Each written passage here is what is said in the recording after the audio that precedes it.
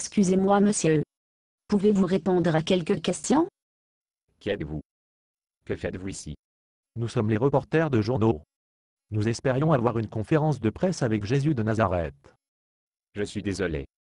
Jésus est disponible pour le moment. Et il a donné des instructions strictes de ne pas être dérangé. Eh bien, je suis sûr que si vous lui avez dit que la presse était là, Je ne veux pas être impoli, mais comment vous avez fait les gens nous trouver ici? Je veux dire que personne ne vient ici la nuit. Un nom de Judas Iscariote homme nous a dit que nous pourrions trouver Jésus et ses disciples sur le mont des Oliviers. Jésus est ici quelque part, n'est-ce pas? Je vous ai dit, il donna des ordres stricts de ne pas être dérangé. quel pourrait être plus important que la communication avec la presse? Je pense d'environ une douzaine de choses. Mais la seule chose qu'il fait en ce moment est de prier. Eh bien, nous ne voulons pas d'interrompre ces prières. Peut-être, vous pouvez répondre à quelques questions. À propos de quoi? Tout d'abord, peut-on avoir votre nom? Mon nom est Jean, fils de Zébédée. Alors, vous êtes l'un des apôtres de Jésus, comme Judas Iscariote. Oui, Judas Iscariote nous a dit que Jésus mangeait à ce qu'il appelait son dernier souper ce soir. Est-ce vrai? c'est vrai. Scène avant quoi? C'est son dernier repas sur la terre. Jésus s'attend à mourir demain. Fumée sacrée. Qu'est-ce-t-il nourrir? Cause naturelle ou non? Est-ce que quelqu'un va le tuer? Et je ne sais pas comment Jésus va mourir, ou plus précisément qui le tuera. Mais Jésus, lui-même a dit qu'il sera livré aux mains des dirigeants juifs, et il sera tué par un ou plusieurs des gentils. Fumée sacrée. Pouvez-vous nous dire pourquoi Jésus sera tué? Est-ce à cause de ses déclarations blasphématoires? Tout d'abord, les déclarations de Jésus ne pouvaient être que considérées comme blasphématoires si Jésus a prétendu être Dieu, mais il n'était pas Dieu. Alors, vous croyez que Jésus quand il appelle lui-même Dieu? Je pense que ce n'était vide.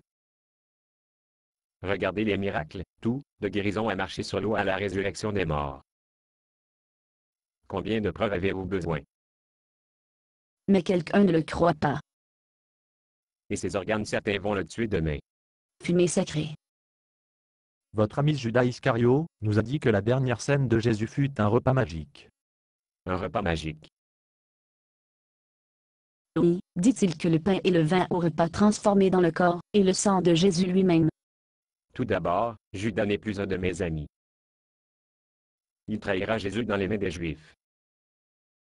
Deuxièmement, qui sonne comme le genre de bêtise Judas dirait. Absurdité? Dites-vous que la dernière scène n'a absolument rien de magique là-dedans? Judas a oublié ce que la scène a été. C'était le repas de la Pâque, qui est un repas symbolique. Il a été un repas symbolique pour plus de 1000 ans. Mais Judas dit que Jésus a fait référence au pain, comme son corps et le vin comme son sang.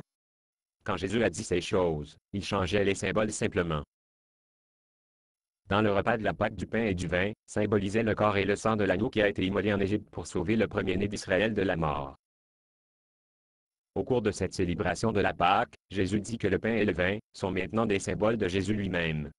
Symbole. Oui, De Jésus lui-même. il n'est pas le premier à faire la demande. Jean-Baptiste appelle Jésus l'agneau de Dieu qui ôte le péché du monde. Mais Jésus dit, ceci est mon corps. C'est exact. Et il a aussi dit, ceci est mon sang. Comment savez-vous qu'à ce moment Jésus ne changeait pas le pain et le vin encore et le sang? Parce que juste après il a dit ces choses, il dit, faites ceci en mémoire de moi. Vous êtes sûr? J'étais couché juste à côté de lui quand il l'a dit. Nous l'avons tous su, nous l'avons tous su, à l'exception de Judas. Et je ne suis pas sûr Judas vraiment rien sur les droites de Jésus. Vous le savez, peut-être une question d'interprétation.